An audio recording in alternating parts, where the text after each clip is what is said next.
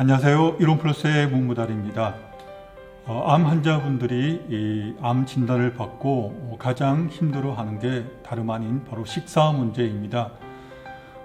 병원에서 표준 치료를 받으면 되지만 여기서 표준 치료란 암 수술, 항암, 방사선 치료를 말씀드리는 것입니다. 그런데 수술 전후나 혹은 항암 치료 시 혹은 방사선 치료할 때 내가 어떤 음식을 먹어야 향후 또 암이 재발하는 것을 방지하는 데 도움을 얻을 수 있을까라고 많이 고민을 할 수밖에 없습니다. 그런데 물리적으로 병원에서 충분히 상담할 수 있는 시간이 없습니다. 그래서 환자 본인이 정말 잘 치료가 될 수 있고 또 병원 치료가 아닌 내 스스로 내 몸 관리를 하기 위해서 어떤 식단이 나에게 가장 큰 도움이 될까 늘 고민을 하게 됩니다. 그래서 다양한 방법으로 또 인터넷에서 검색을 해서 여러 가지 건강보조식품이라든가 기타 도움이 될 것이라고 생각되는 여러 식품들을 찾게 됩니다. 그런데 우선적으로 제가 오늘 말씀드릴 것은 가장 중요한 것은 역시 식단입니다. 건강보조식품 혹은 영양제보다도 바른 식단을 내가 준비하는 것이 가장 중요합니다. 그런데 문제는 현실적으로 이렇게 내 몸에 필요한 영양소를 골고루 섭취할 수 있는 식단을 준비하는 것이 어렵다는 사실입니다. 특히나 요즘은 1인 가구주가 많은데 혼자 사시거나 혹은 아내분이 또 암 진단을 받고 또 힘들어 하실 때 남편분이 해줄 수 있는 부분이 참으로 적습니다.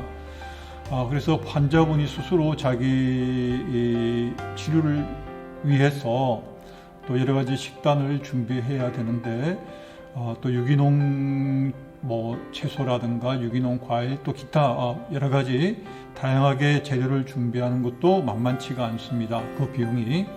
그런데 바로 27년 전에 황성주 박사님이 암 환자분들을 치료하면서 어떻게 하면 이 암 환자분들이 재발을 막을 수 있는데 도움이 될 수 있을까 연구하던 중에 생식을 알게 되었고 그 이후로 암 환자를 위한 생식을 실제적으로 개발하기에 이르렀습니다.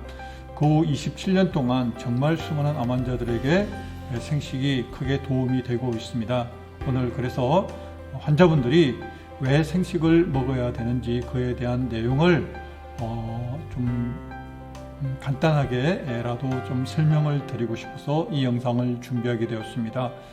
바로 이어서 준비된 영상을 보시고 혹시 궁금한 점이 있다면 바로 옆에 있는 전화번호로 연락을 주시면 되겠습니다. 그럼 준비된 영상 지금부터 함께 시청해 보겠습니다. 1. 식물에 풍부히 들어있는 항산화제는 활성화산소를 중화하여 세포와 DNA를 손상시킬 수 있는 불안정한 분자들을 차단함으로써 암 성장에 기여하는 돌연변이를 방지합니다. 항산화제 섭취가 암 재발을 줄이고 폐암, 유방암, 전립선암과 같은 암에서 생존율을 향상시킬 수 있다는 연구 결과도 있습니다. 캔서 에퍼데미알러지, 바이오마커스 앤드 프리벤션 2018에 발표된 연구에서는 비타민 C와 E 같은 항산화제가 풍부한 과일과 채소 섭취가 유방암과 대장암의 위험을 줄이는 것과 관련이 있다는 결과를 도출했습니다.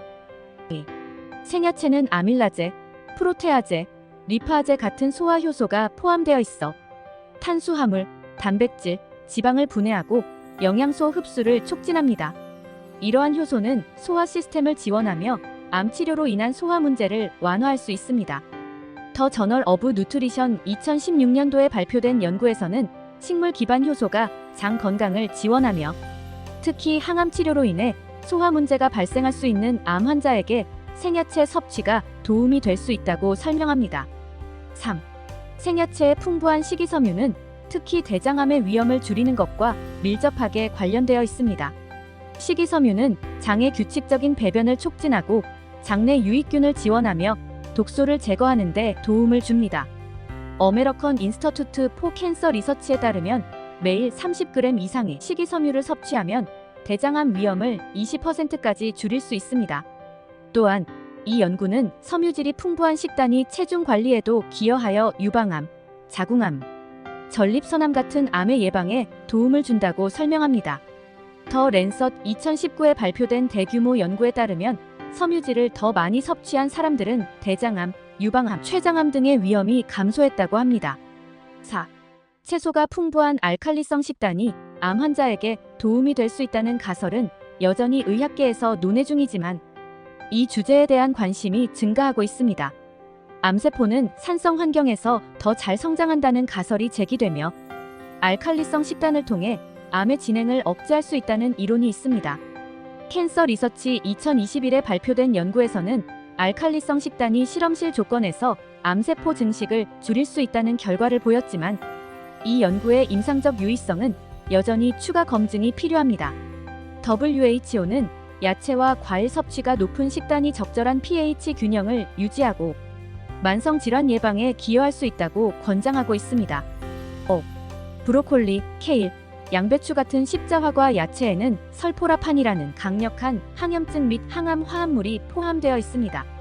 설포라판은 암세포의 성장을 억제하고 암세포에 대한 세포 사멸을 유도할 수 있습니다.